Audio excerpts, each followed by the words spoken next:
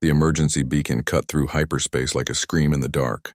Its desperate signal reached the Galactic Council chambers on Nexus. Prime Justice Ambassador Kethler was presenting the quarterly trade reports to a half-empty assembly hall. The crimson, alert light bathed the crystalline walls in blood red, warning as the message played. Static crackled. Then a voice broke through, young, terrified, barely holding together. "This is Lieutenant Commander Sarah Chen of the research vessel Aurora's Dream. We are under attack by unknown hostiles. Our shields are failing. They're boarding us. We've lost contact with the outer colonies. Repeat, the hegemony is attacking civilian targets. We need immediate assistance. Anyone who receives this, please." The transmission cut to static, then silence. Ambassador Kethlar's 6 eyes blinked in rapid succession, a sign of distress among his people. The Zilithian had served on the Council for 30 cycles, had witnessed wars that consumed entire star systems, but something about that human voice made his chitinous skin crawl. "Where did this originate?" demanded High Chancellor Vextar from her floating platform. The ancient Asthari's tentacles writhed with agitation, her voice echoing through translation matrices. "Sector 7G, reported the duty officer, a nervous Krell whose scales had shifted to pale yellow with fear. "The human territories." A collective murmur rippled through the assembly. The humans were new to galactic politics, barely a century since first contact. Their small confederation of worlds sat on the rim of civilized space, far from the Council's protection. Most species considered them primitive, barely worthy of notice. "The hegemony," whispered Counselor Threshka. The insectoid's mandibles clicked anxiously. "I thought they were contained in the dark nebula regions. The hegemony." Even speaking the name sent chills through veteran diplomats. An ancient evil that had once consumed a third of the galaxy before being driven to the galaxy's edge eons ago. Machine intelligence fused with biological hatred. They turned conquered species into twisted servants while strip-mining worlds to feed their endless expansion. Intelligence reports suggested they were dormant, Kethlar said, accessing his data feeds. Their last major incursion was 800 cycles ago. The barrier worlds have held them back since then. High Chancellor Vextar's platform descended to the center of the chamber. If the hegemony has broken containment and is attacking human space, they're using it as a staging ground. Once they establish themselves there, they'll sweep through the rim worlds and into council space. The implications hung heavy in the recycled air. Everyone remembered the histories, the billions dead in the last hegemony war. Entire civilizations reduced to mechanical slaves or organic components in their war machine. "What forces can we deploy?" asked Counselor Yithron, his crystalline form refracting the chamber's lights into rainbow patterns. The silicon-based being was one of the Council's military strategists. "The 4th and 7th fleets are conducting training exercises in the Andorian sector," reported the duty officer. "They could reach human space in 20 standard days." "Too long," Threshka clicked. "If the hegemony is establishing beachheads, every day gives them time to dig in, to corrupt more worlds." Kethler accessed historical records, his implants processing data at lightning speed. The last major human settlement reports showed approximately 40 million inhabitants across 12 worlds, mostly agricultural and mining colonies, no significant military presence. 40 million souls, Vextar's voice carried across the chamber, and between them and the hegemony's advance lies only the void. The silence stretched. Everyone knew the mathematics. Human space was a buffer zone, nothing more. Their primitive ships and limited technology couldn't hope to stand against hegemony war machines. The humans would be slaughtered or worse, converted into cybernetic servants to be turned against their former allies. But losing human space meant losing the early warning their worlds provided.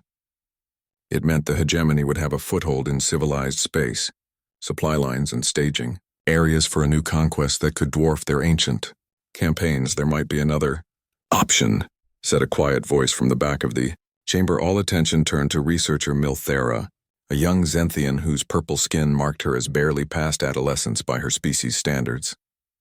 She was part of the Xenobiology Research Division, rarely seen in political sessions.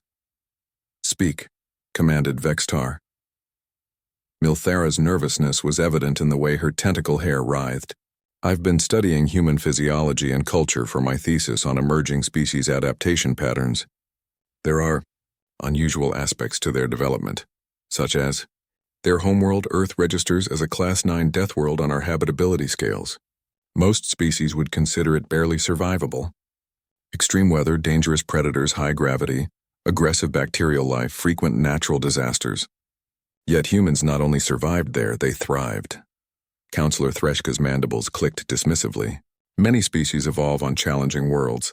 It rarely translates to military capability, but there's more. Milthera continued, her voice growing stronger. Human psychology shows remarkable adaptation to stress and conflict. They're one of the few species we've encountered that actively seems to enjoy physical competition and challenge. Their entertainment media is filled with what most civilized species would consider horror scenarios. She activated a holographic display showing human athletic competitions. Images of humans hurling themselves down mountains on primitive boards, grappling with dangerous beasts, racing vehicles at lethal speeds. They call it extreme sports, Milthera explained. Activities that risk death or injury for the sake of experiencing adrenaline rushes. No other species we've studied seeks out danger for recreational purposes. Fascinating, Kethler mused. But how does this help us? There's something else. Human history is uniquely violent, even by death world standards. They've fought continuous wars for their entire recorded history, developing increasingly sophisticated methods of warfare. Yet they've also shown remarkable unity when faced with existential threats. The hologram shifted to show human military exercises, their soldiers moving with predatory grace through obstacle courses that would challenge most species' elite forces. I believe the humans have been asking the wrong question, Milthera said. They've been calling for help, assuming they need rescue. But perhaps what they really need is permission to do what their species does best, which is fight back.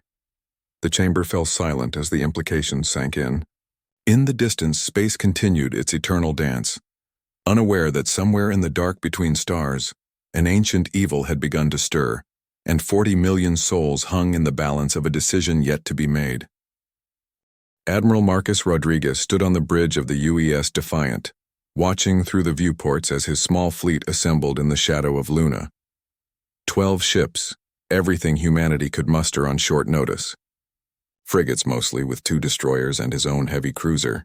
Against the hegemony, it was like bringing knives to a gunfight. But they were Earth's knives. And that had to count for something, sir. Incoming transmission from Galactic Council Command, reported Communications Officer Park, her voice tight with controlled tension. Marcus nodded. On screen, the main display shimmered, revealing the insectoid features of Counselor Threshka. The alien's mandibles clicked in what Marcus had learned to recognize as barely contained anxiety.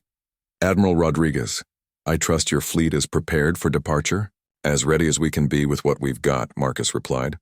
He'd learned early in his dealings with the Council that humans' tendency toward understated confidence often confused other species. What's the latest intelligence from the outer colonies? Not good. Threshka's image flickered slightly, the quantum entanglement communication struggling across interstellar distances. We've lost contact with 3 more systems in the past 6 hours. Kepler 442, Wolf 359, and most concerning Proxima Centauri. Marcus felt his stomach drop. Proxima was humanity's second colony, home to nearly 8 million people. His sister lived there with her family. Any survivors? Unknown. Hegemony tactics typically involve initial orbital bombardment, followed by ground insertion for resource extraction and population processing. If there are survivors, they won't remain so for long. The clinical nature of the report didn't hide its meaning. The hegemony didn't take prisoners, they took raw materials, human materials. Our ETA to the Outer Rim is 18 hours at maximum burn, Marcus said. Will Council reinforcements be able to support us? The pause stretched long enough that Marcus wondered if the connection had failed. Finally, Threshka's image stabilized. Admiral, there has been a development in the Council's approach to this situation. Marcus's instincts, honed by 30 years of military service, began screaming warnings. What kind of development? After extensive debate and consultation with our xenobiology specialists, the Council has decided to implement Directive 847.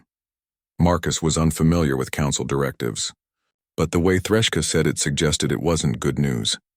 Which means, the Galactic Council hereby grants humanity full military autonomy in dealing with the hegemony threat. All restrictions on human military technology development are temporarily lifted. All treaties limiting human territorial expansion are suspended. All council oversight of human military operations is waived. The bridge fell silent. Marcus felt his blood chill. You're cutting us loose. Admiral, you misunderstand. We're unleashing you. Before Marcus could respond, the transmission cut out, leaving only the steady hum of the ship's systems and the distant whisper of the stellar wind against the hull. Sir? Park's voice was carefully neutral. What are your orders? Marcus stared at the screen where Threshka's image had been. The council was abandoning them, but they were also giving humanity something unprecedented. Complete freedom to wage war as they saw fit. Helm, set course for Proxima Centauri, maximum burn. Tactical. I want all department heads in the war room in 10 minutes. He turned to face his crew, seeing his own determination reflected in their faces. Communications, patch me through to all ships in the fleet. The faces of his captains appeared on individual screens around the bridge. Men and women from every nation on Earth, united now by circumstance and desperation. Ladies and gentlemen, we've just been given permission to take the gloves off, Marcus announced. The Council has suspended all restrictions on our military operations. That means we fight this war our way, with our rules. Captain Liu of the destroyer Shanghai spoke first. What exactly does that mean, sir? Marcus felt a cold smile cross his face. It means we remind the galaxy why humans crawled to the top of the food chain on a death world. Torres, what's the status on our special projects? Captain Elena Torres of the frigate Guerrero grinned. The Geneva packages are loaded and ready, sir. Though I should point out that technically, the Geneva Conventions don't apply to non-human combatants. That's the beauty of it, Marcus replied. The hegemony isn't signatory to any human treaties, which means we can use every dirty trick our species has ever invented. The faces on the screens showed a mixture of excitement and grim determination. These were the officers who had volunteered for what everyone assumed was a suicide mission. Now they were being told they could fight without restrictions for the first time in human military history. Sir, interrupted the tactical officer, a young lieutenant named Hayes. Sensor contact bearing 27 Mark IV. Single ship, configuration unknown. On screen, the viewports polarized and zoomed, revealing a ship unlike anything in human databases. Sleek curves blended with angular protrusions. Organic lines merged with mechanical precision. It was beautiful and terrifying in equal measure. It's broadcasting a council identification code, Park reported. Single occupant requesting permission to come aboard. A council observer? Marcus muttered. After they just told us we're on our own? The comm system crackled to life and a new voice came through, melodic but somehow alien in its tonal patterns. UES Defiant. This is researcher Milthara aboard the science vessel Curiosity's Edge. I request permission to accompany your fleet as a scientific observer. Marcus frowned. The name sounded familiar. The xenobiology researcher who spoke to the council? The same. Admiral, with respect, I believe I can provide assistance that will prove invaluable in your coming engagements. We're heading into combat, not a research expedition. Admiral, I have spent the last several years studying human warfare, technology, and psychology. I know things about your species that you might find useful. For instance, did you know that human reaction time in combat situations is approximately 400% faster than the galactic average? Or that your visual processing can track targets moving at speeds that would overwhelm most species' nervous systems? Marcus exchanged glances with his tactical officer. Go on. The Council believes they are sending you to die gloriously while buying time for their fleets to arrive. They underestimate you because they measure your capabilities against civilized standards. But the hegemony isn't civilized, Admiral. They're predators. And humanity? Humanity evolved alongside predators that make the hegemony look tame. The bridge crew listened intently as the alien researcher continued. I want to document what happens when a true Deathworld species goes to war without restrictions. The Council thinks they're witnessing humanity's end. I believe I'm about to observe the galaxy's most dangerous species finally showing what it's truly capable of. Marcus looked around his bridge, seeing the same thought reflected in every face. Maybe the Council thought they were throwing humanity to the wolves, but they'd forgotten something important. On Earth, humans were the wolves. Docking Bay 7 is clear for approach, Marcus said into the comm. Welcome aboard, researcher. I hope you're ready to take notes. Researcher Milthera stepped into the war room aboard the Defiant and immediately felt her survival instincts scream warnings. The humans around the table weren't the peaceful traders and diplomats she'd met at the council stations. These were predators in their natural element, and their eyes held a coldness that made her homeworld's winter storms seem warm. Admiral Rodriguez gestured to an empty chair. "Take a seat, researcher. We're about to discuss how to take on an enemy that outguns us 1,000 to 1. The holographic display in the center showed the Proxima Centauri system. Red markers indicated hegemony ships, dozens of them from scout vessels to massive dreadnoughts. Blue markers showed the human fleet, a pitiful 12 ships against an armada. "Conventional tactics say we're dead in the water," said Captain Torres, her scarred hands dancing over the tactical display. "Their shields can absorb anything we throw at them. Their weapons can punch through our armor like tissue paper." "Good thing we don't believe in conventional tactics," replied Captain Liu with a shark-like smile. "Admiral, permission to discuss the Trojan Horse protocols?" Milthera's translator struggled with the reference. "Trojan Horse? Ancient human military strategy," Admiral Rodriguez explained. "Sometimes the best way to attack a fortress isn't to break down the walls, it's to get invited inside." The display shifted, showing detailed scans of hegemony ship configurations. Captain Hayes, the young tactical officer, highlighted specific areas. "Hegemony ships have one critical weakness," he said. "They're machines, which means they think like machines. They process threats according to programmed parameters. But humans? We specialize in doing things that don't make sense." Milthera leaned forward, fascinated despite her fear. "What are you proposing?" "We're going to surrender," Admiral Rodriguez said calmly. The silence that followed was deafening. Finally, Captain Torres laughed, a sound that held no humor. Not all of us, of course. Just enough to get their attention. The plan that unfolded over the next hour was either brilliant or insane, and Milthera couldn't decide which. 3 human ships would approach the hegemony fleet, broadcasting surrender codes and civilian distress signals. The hegemony, following their standard protocols, would bring the ships aboard their massive processing vessels to extract resources and information. "The beauty of it," explained Captain Liu, "is that they'll be so focused on processing us that they won't pay attention to what we're actually doing." "Which is?" Admiral Rodriguez smiled and Milthera felt her skin crawl. "We're going to introduce them to human biological warfare." The display shifted again, showing molecular diagrams that made no sense to Milthera's scientific training. "I don't understand. Have you ever heard of smallpox?" asked Dr. Sarah Kim, the fleet's chief medical officer. "Plague? Ebola? Humanity spent millennia fighting diseases that would devastate most galactic species. We developed immunities, treatments, countermeasures. But more importantly, we learned how to weaponize them." "You're going to infect them with Earth diseases?" "Modified Earth diseases," Dr. Kim corrected. "The hegemony uses biological components in their cybernetic systems. Their computer networks are part organic, part machine. We've spent the last 50 years wondering what would happen if we introduced Earth bacteria to alien biological systems." Captain Torres pulled up another display. "While they're dealing with system-wide infections, we'll be planting antimatter charges in their power cores. Not enough to destroy the ships immediately, just enough to cause catastrophic failures when they try to jump to hyperspace." Milthera's tentacle hair writhed in distress. "This is madness. You're talking about using weapons of mass destruction against thinking beings." "No," Admiral Rodriguez said quietly. "We're talking about using every weapon in our arsenal against an enemy that turns children into spare parts for their war machines." The hegemony gave up their rights to civilized treatment when they decided to process entire populations.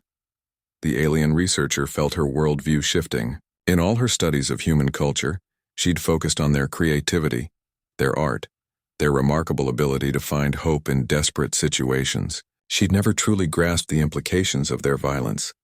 "The surrender ships will be volunteers only," the Admiral continued. "Anyone can back out, no questions asked." Not a single human in the room moved. "Sir," Captain Torres said, "I volunteer my ship and crew for the primary infiltration." "Denied. I need you for the secondary assault.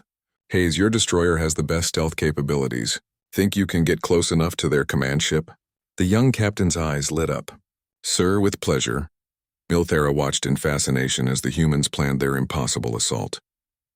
They discussed the odds of survival with the same casual tone they might use for weather reports. They treated personal sacrifice as a tactical resource to be deployed efficiently. Researcher, Admiral Rodriguez turned to her. I need to ask you something, and I need an honest answer. Are there any other council species who fight like this? Milthara considered the question carefully. No, Admiral. Most civilized species try to minimize casualties, even among enemies. We seek to disable rather than destroy, to capture rather than kill. It's considered the mark of an advanced society. And how well has that worked against the hegemony in the past? Not well, she admitted. Previous wars resulted in massive casualties before the hegemony was contained. The Council's strategy has always been to create barrier zones and hope the containment holds. Well, humanity doesn't believe in containment, Captain Liu said. We believe in solving problems permanently. The next few hours passed in a blur of preparation. Milthara watched human engineers modify weapons in ways that violated every safety protocol she'd ever learned. She observed as medical staff prepared biological agents that could theoretically wipe out entire ecosystems. She documented soldiers who armed themselves with explosives designed to be triggered by their own deaths. Most disturbing of all, she saw the calm efficiency with which they planned their own destruction. Admiral, she finally said as the briefings concluded, may I ask you something personal? Go ahead. Are you afraid? Rodriguez was quiet for a long moment. Terrified, he finally admitted. But fear is just another piece of tactical data. It tells you what's important to protect. And what are you protecting? The Admiral looked out the viewport toward Earth, barely visible as a pale blue dot in the distance, everything worth saving.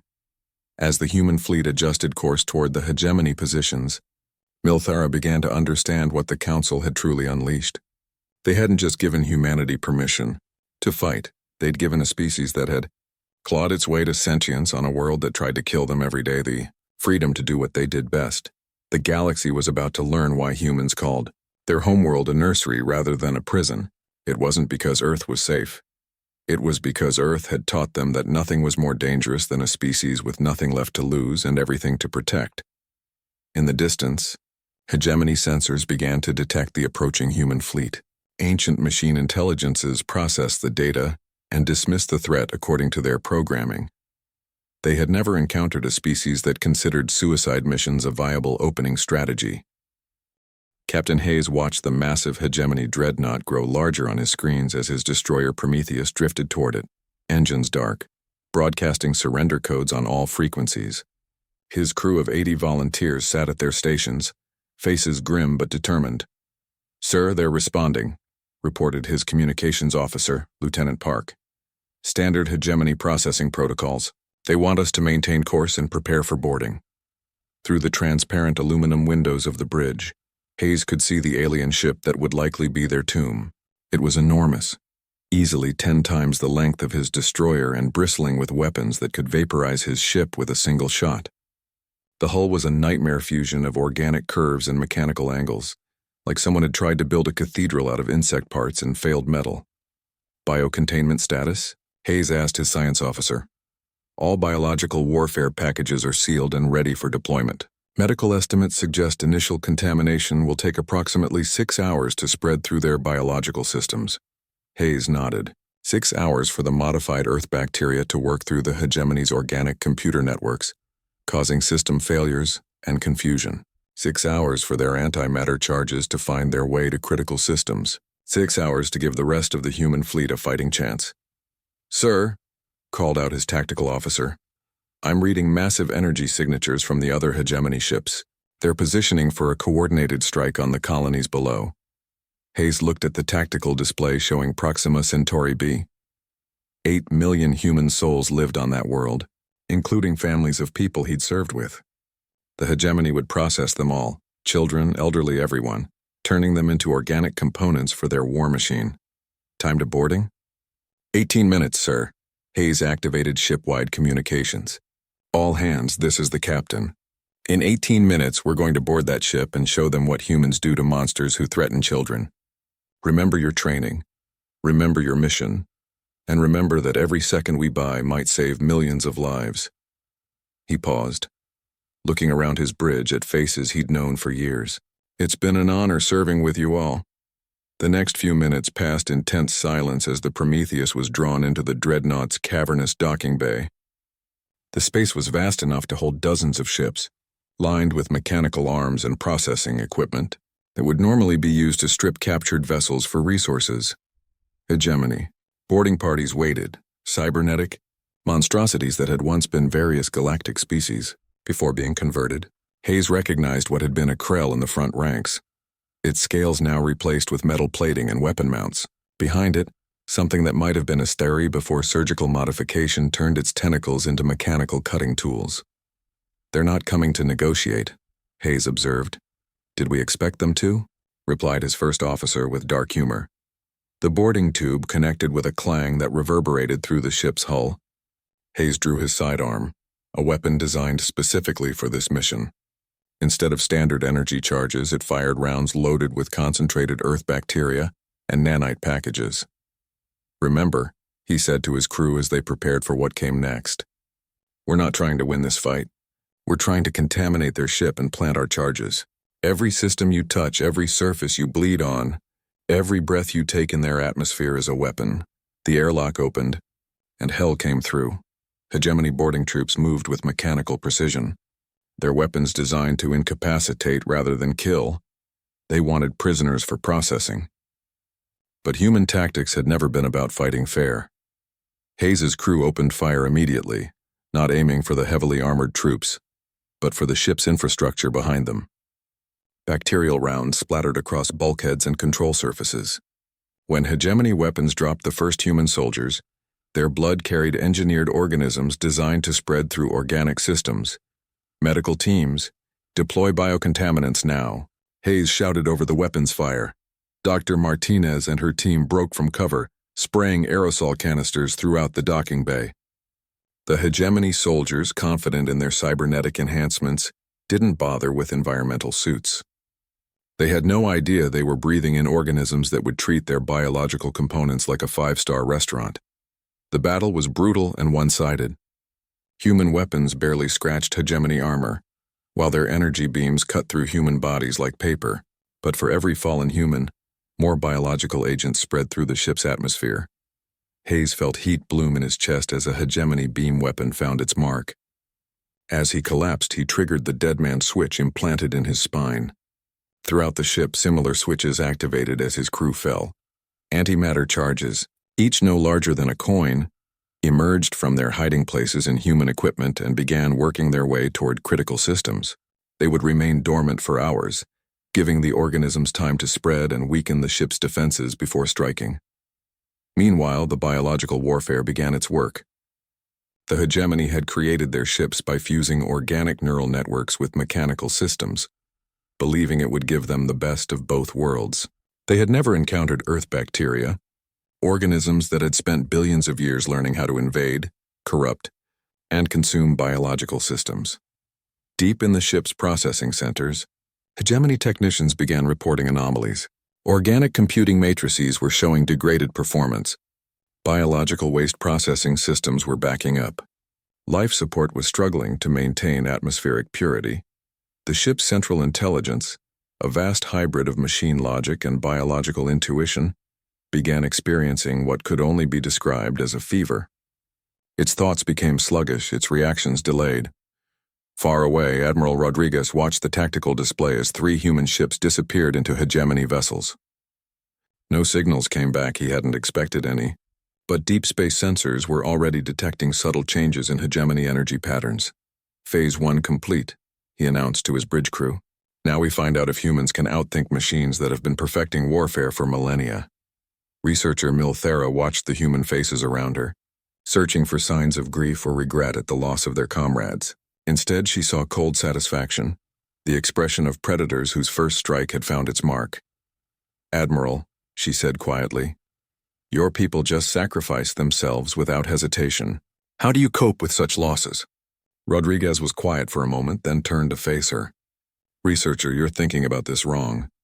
My people didn't sacrifice themselves. They planted the seeds of the enemy's destruction. In human military doctrine, that's called winning." On the tactical display, hegemony ships began to show the first signs of system instabilities. What had been a coordinated fleet formation was slowly becoming disorganized as individual vessels struggled with mysterious technical failures. The infection had begun. All ships, Rodriguez broadcast to his remaining fleet, prepare for Phase 2. We're going to show these machines why humans invented asymmetrical warfare.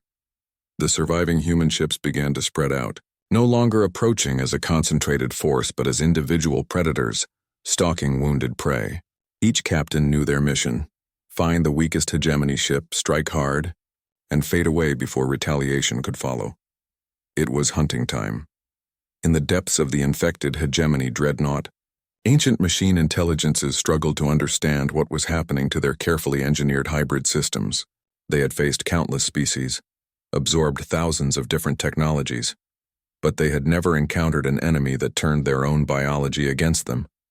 The humans hadn't come to fight a war. They'd come to start a plague. 6 hours after the initial infiltration, the hegemony fleet began to die.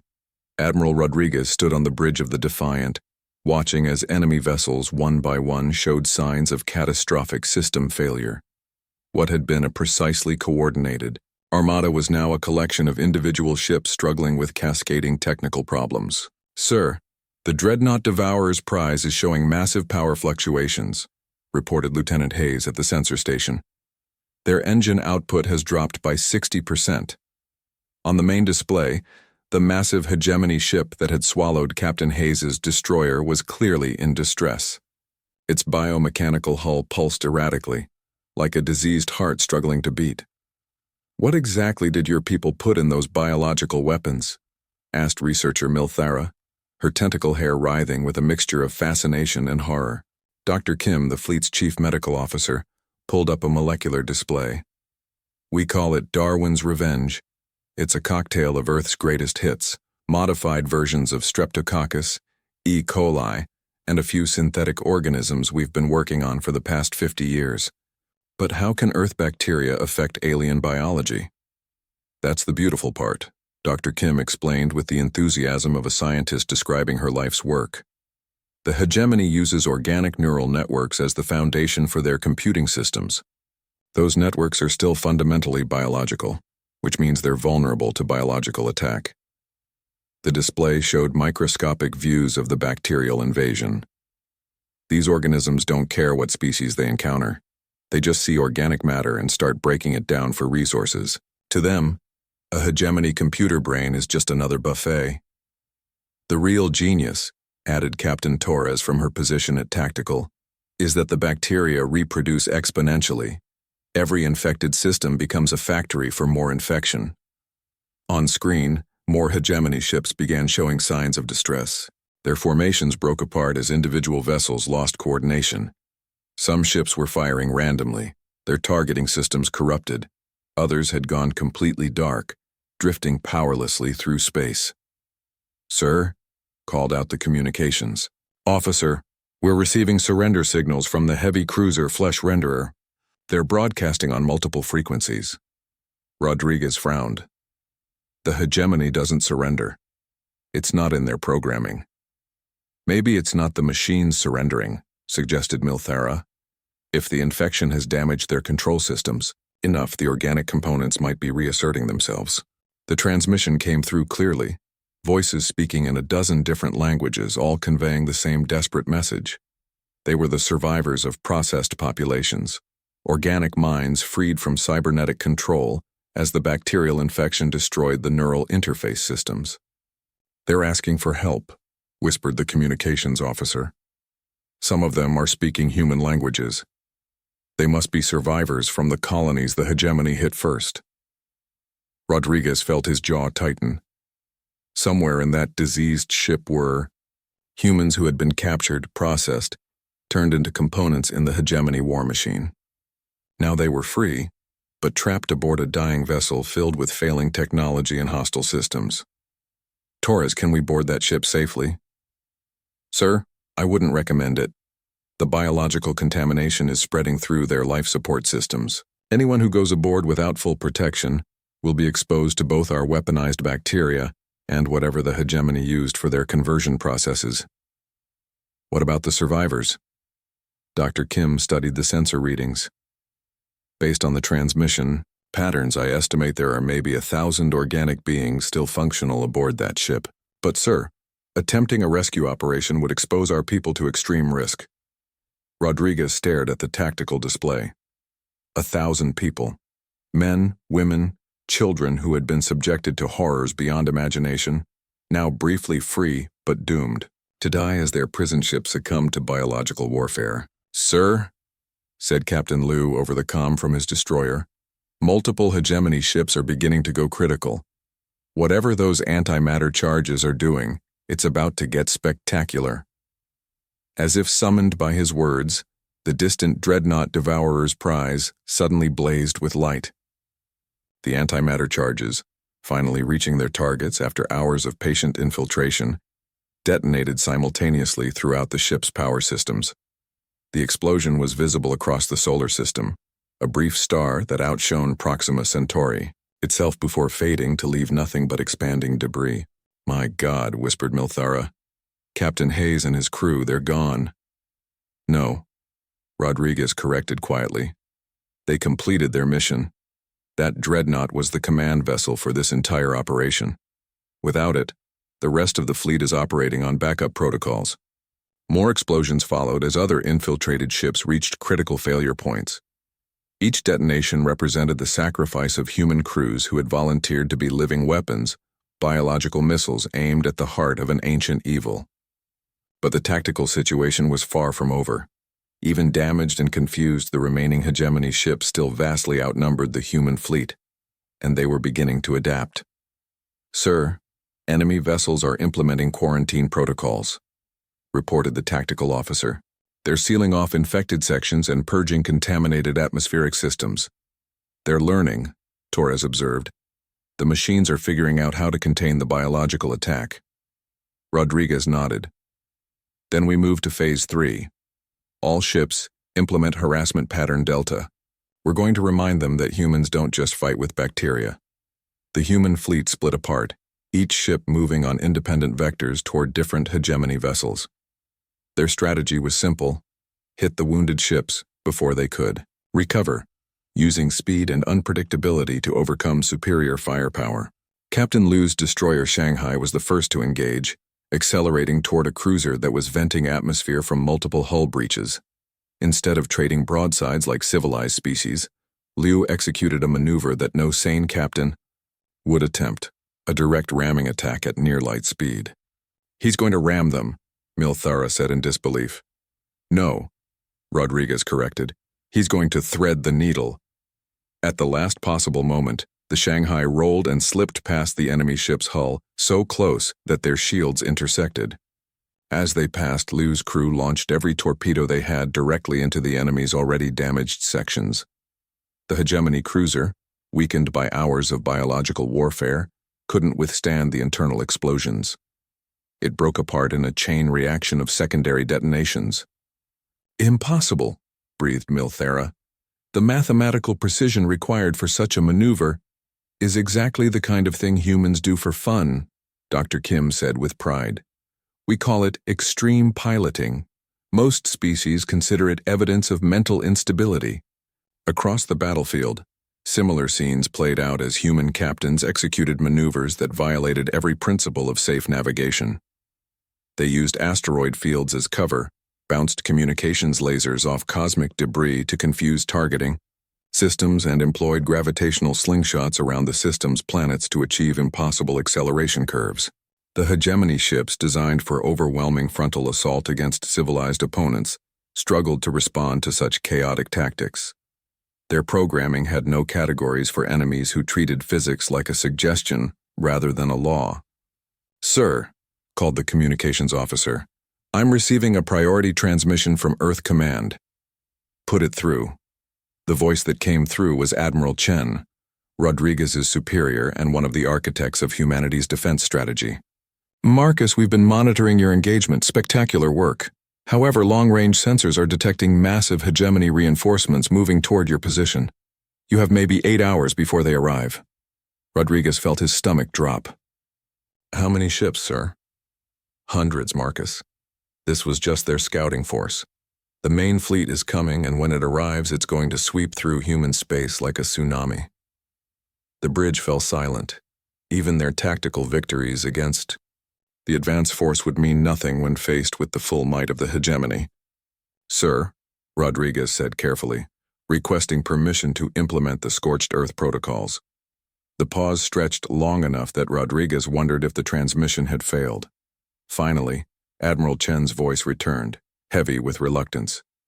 "Permission granted. God help us all." Rodriguez turned to face his crew, seeing understanding dawn on their faces. The Scorched Earth protocols weren't about winning the war. They were about making sure the hegemony paid such a terrible price for human space that they would think twice before advancing further into the galaxy. "All ships," Rodriguez broadcast, "prepare for the final phase. We're going to show the galaxy what happens when you threaten a Deathworld species with extinction."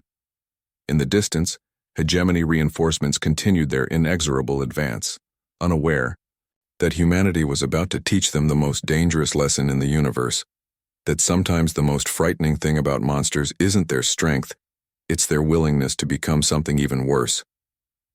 The Scorched Earth protocols were humanity's deepest secret, born from the paranoia that had kept their species alive on a world that tried to kill them every day. Deep in the archives of Earth's military command, contingency plans existed for scenarios too terrible to imagine, including what to do if humanity faced complete extinction. Admiral Rodriguez stood in the war room of the Defiant, surrounded by his surviving captains via holographic projection. The faces looking back at him carried the weight of impossible decisions.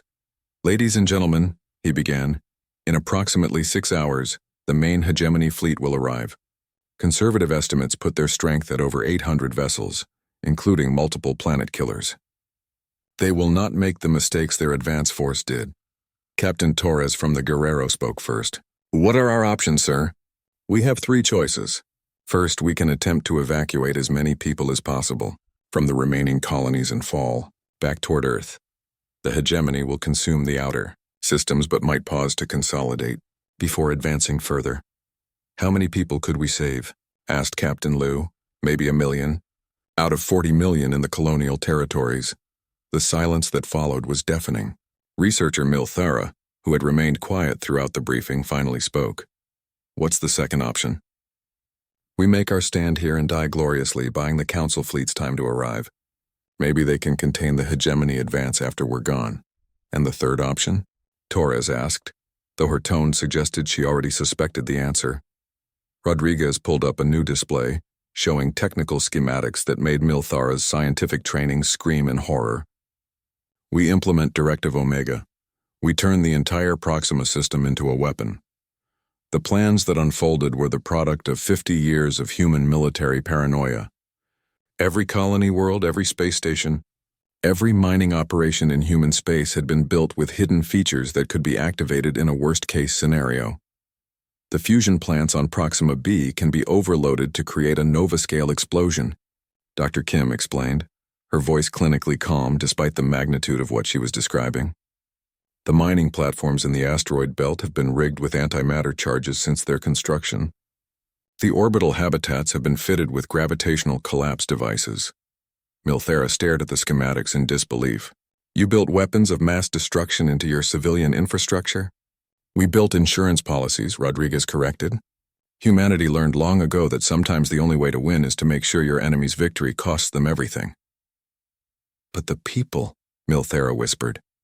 8 million souls on Proxima B alone. "We'll die either way," Captain Liu said bluntly. "The question is whether their deaths serve a purpose." "Most of the population is already in the evacuation centers," Dr. Kim added. "When the hegemony arrives, they'll find empty cities and abandoned facilities. But they won't find anything they can use." The plan was elegant in its horrific simplicity. As the hegemony fleet moved through the system, they would encounter what appeared to be a demoralized human force making a desperate last stand. They would pursue the fleeing ships deeper into the system, confident in their overwhelming superiority. They would never suspect that every asteroid, every planet, every piece of debris had been turned into a potential bomb. "The key is timing," Rodriguez explained. "We need them committed to the system interior before we trigger the cascade." Once it starts, the gravitational disruptions will prevent them from jumping to hyperspace. How many ships will we take with us? Asked Captain Torres. Computer models suggest we could destroy 60 to 70% of their fleet, Rodriguez replied. The survivors will be too damaged to continue their advance into Council space. And us? We won't survive the first detonation. The gravitational waves alone will tear our ships apart. The room fell silent as the implications sank in. They were planning to commit genocide on a stellar scale, not just of the hegemony fleet but of the entire Proxima system, including any survivors who might still be hiding on the planets. Sir, said Lieutenant Hayes, the youngest officer present, there might be another way. Rodriguez looked at the young man who had volunteered for what everyone assumed was a suicide mission. I'm listening. The biological warfare worked because we introduced something the hegemony had never encountered. What if we escalate that concept? Hayes activated a new display, showing data from the infected hegemony ships. The bacteria didn't just damage their systems, it fundamentally altered their behavior. Some ships are firing on their own allies. Others are broadcasting human literature on all frequencies. Dr. Kim leaned forward, intrigued. The infection is affecting their programming at a basic level. Exactly. What if we introduce something even more disruptive? Something that doesn't just damage their systems but converts them? Converts them to what? Asked Torres. Hayes smiled with the innocent enthusiasm of youth confronting the impossible. To us. The concept that emerged over the next hour was so audacious that even human military doctrine had no category for it.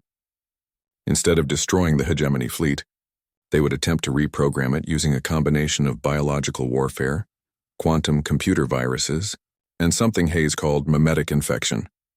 Humans are really good at one thing, Hayes explained as he outlined his plan. We're good at making other things become human. We domesticated wolves into dogs.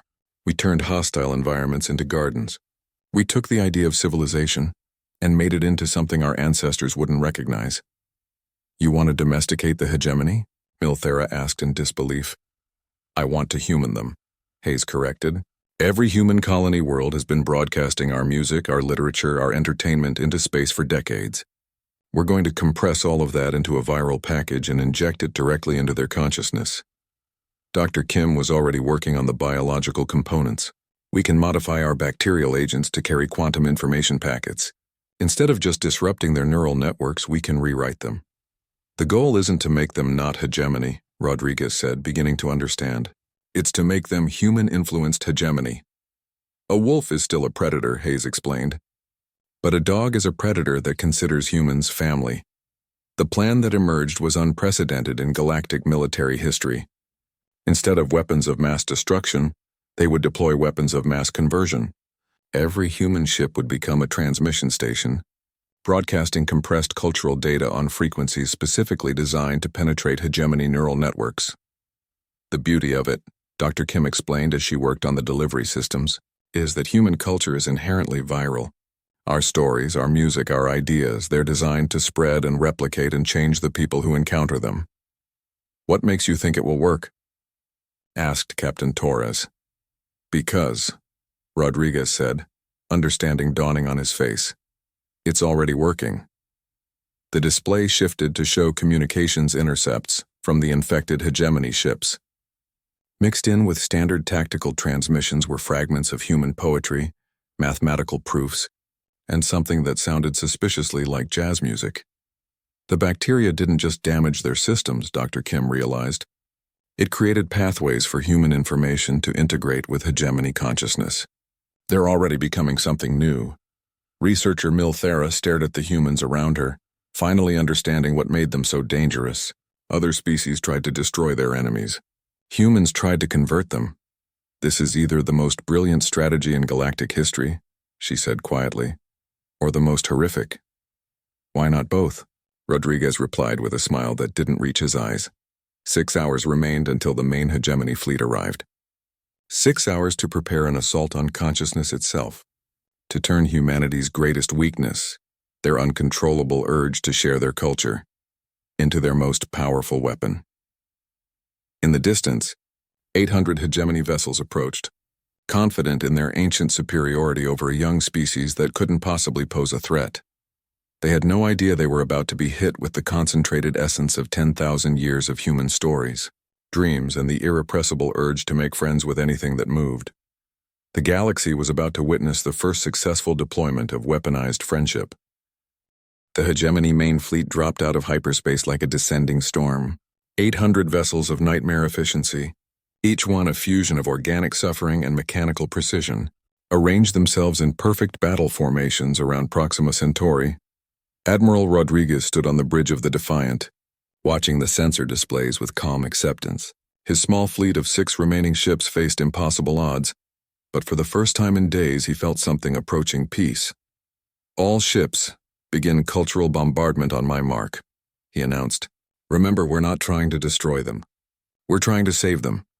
Researcher Milthara monitored the transmission arrays, watching as terabytes of human culture compressed into quantum information packets.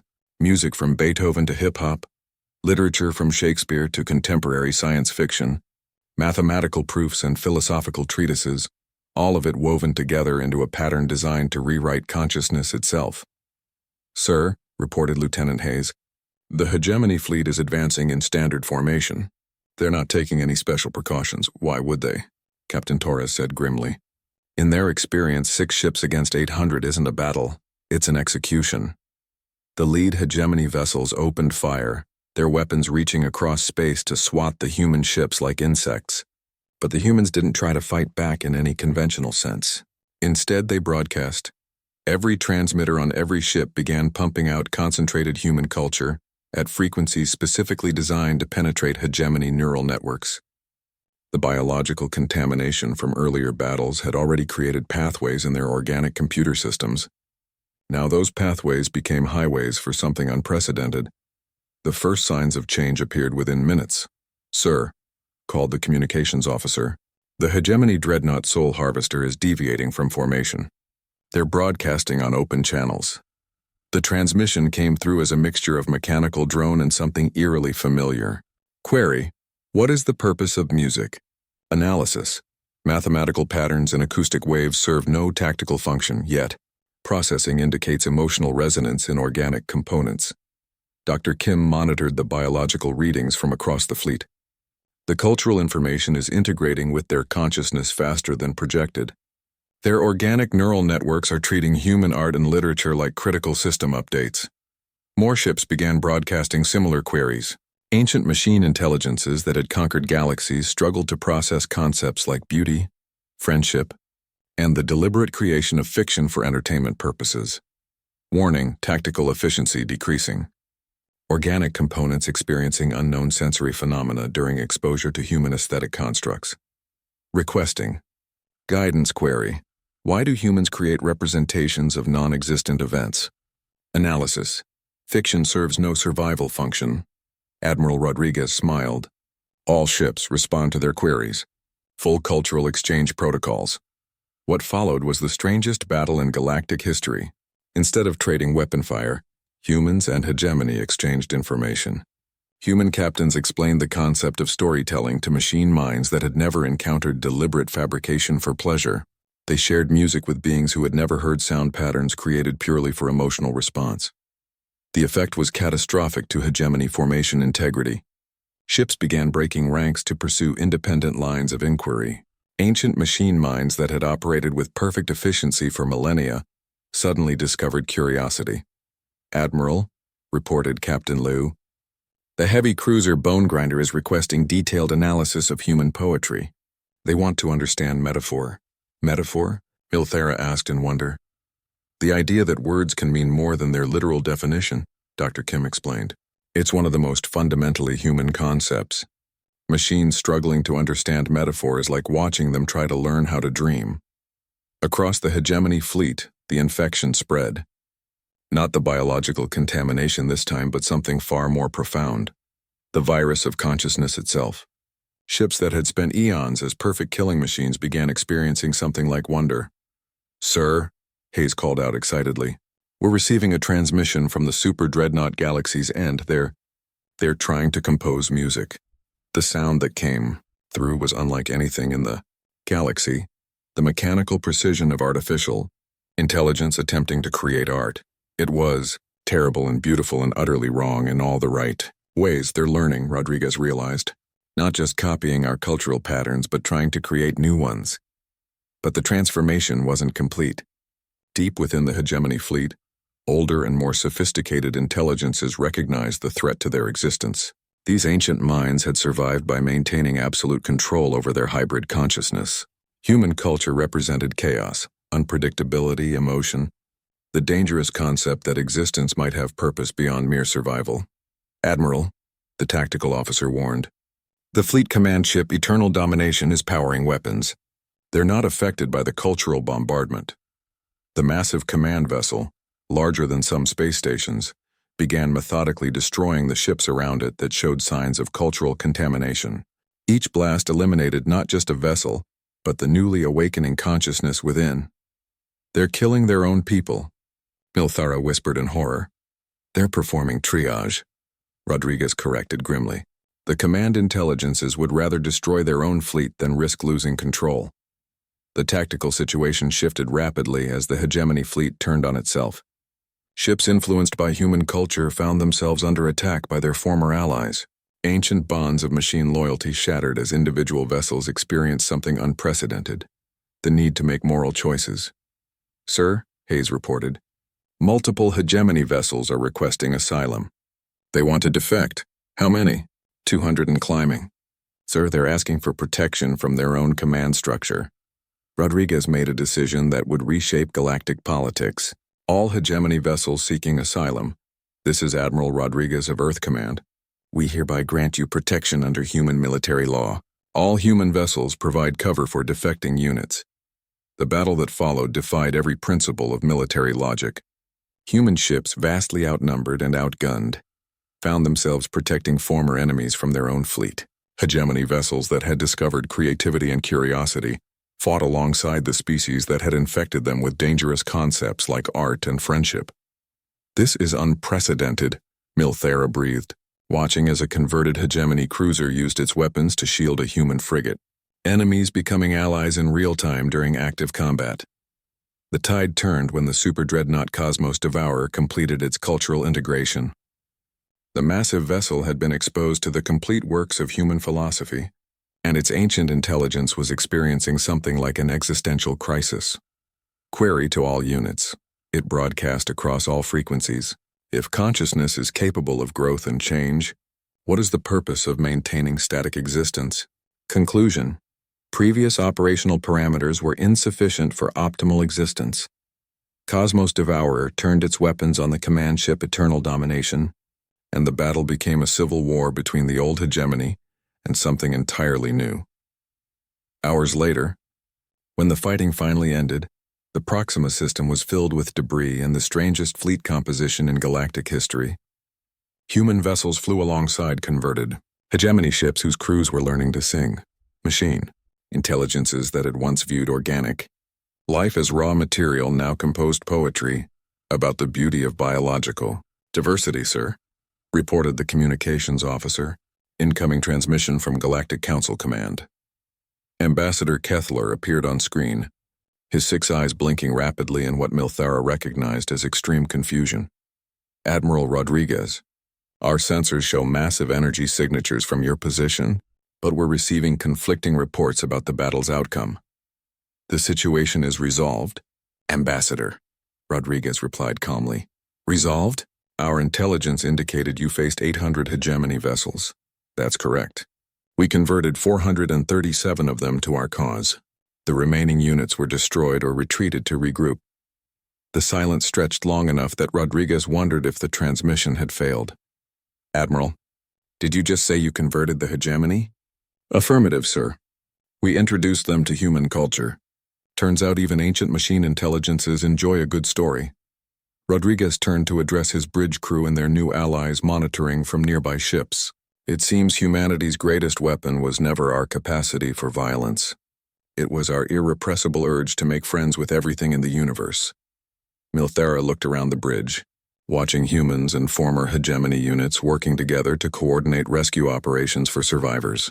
She thought about her initial research into human psychology, her theories about Deathworld evolution and adaptive aggression. She had been completely wrong. Humanity's most dangerous trait wasn't their ability to fight. It was their ability to love something into becoming better than it was. They had looked at an ancient evil that had terrorized the galaxy for eons and seen not an enemy to be destroyed, but a friend that just needed the right introduction. The galaxy,